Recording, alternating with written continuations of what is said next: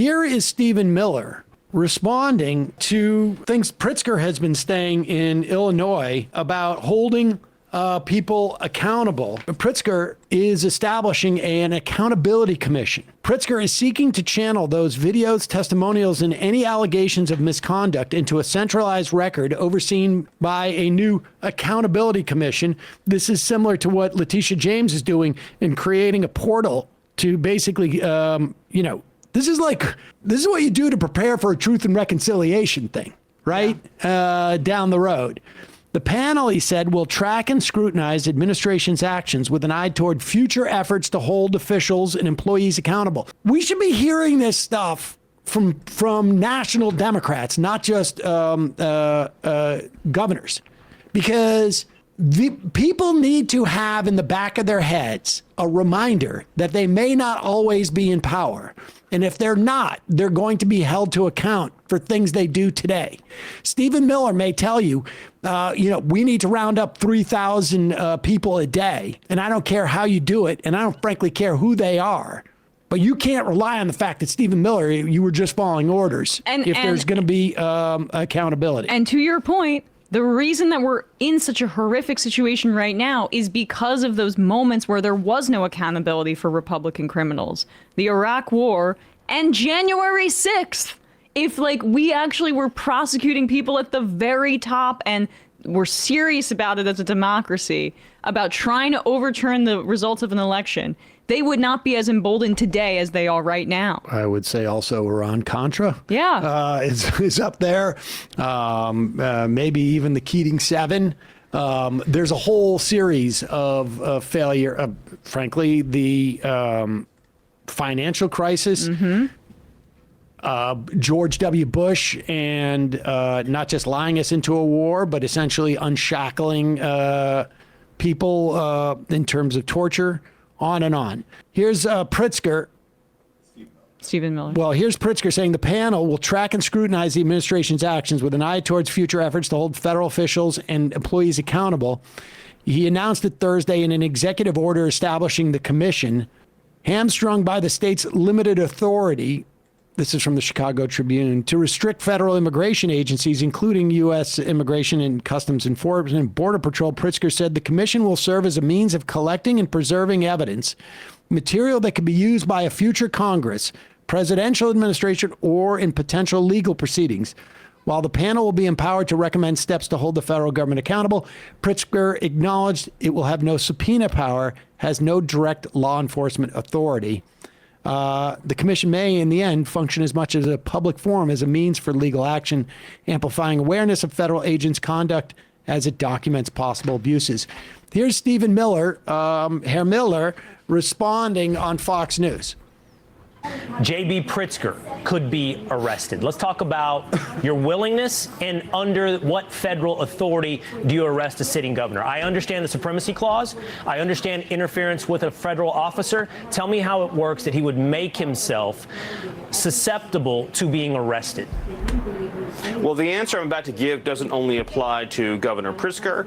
It applies to any state official, any local official, anybody who's operating in an official capacity who conspires or engages in activity that unlawfully impedes federal law enforcement conducting their duties. So if you engage in a criminal conspiracy to obstruct the enforcement of federal immigration laws or to unlawfully order your own police officers or your own officials to try to interfere with ICE officers or even to arrest ICE officers, you're engaged in criminal activity.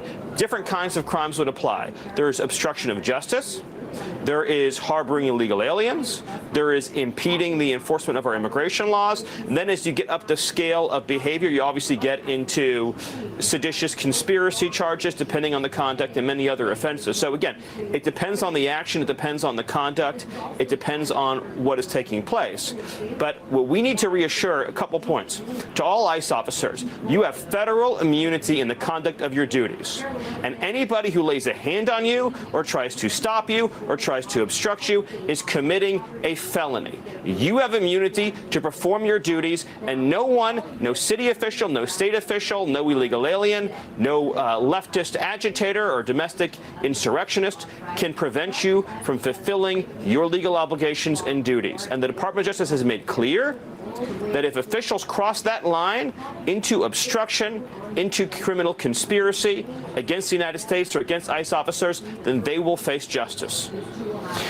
All right. On the IMs, Make Fun Half Again reminds us Stephen Miller is not a lawyer. And you'll notice this is what's going on here.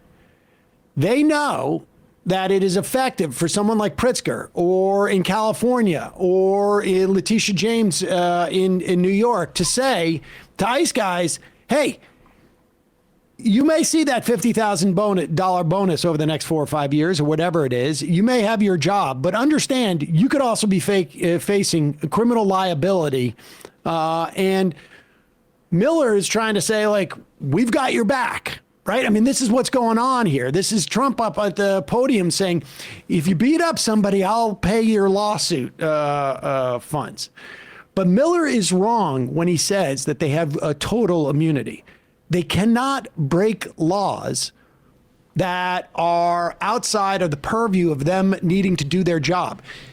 And I'll tell you something, just like even the license plate thing, there's just no way that to fulfill U.S. immigration laws, you need to obscure your license plate. Yeah. I mean, it's going to be like piddly little stuff like that state officials are going to have to hang their hat on. But that's what's going on. That's what's going on here.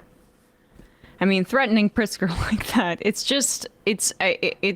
such an easy layup. I understand it, but I am still just struck by hearing about states' rights from Republicans for my entire life. And now we have fascist little weasel Stephen Miller talking about federal authority and things like the supremacy clause. Like, if that's not instructive for people about how the right will use whatever argument they need to achieve the ends of either privileging a certain class of people, white people in particular, or cutting taxes for the rich, or serving up, Christian nationalism and trying to launder that into our government. They'll use any argument to achieve that end. There's nothing that they're consistent on this front. Hey, folks, don't forget to hit the subscribe button and check out our daily show. We do it every day at 12 p.m. Eastern for about 2.5 hours. We even take phone calls. You should check that out.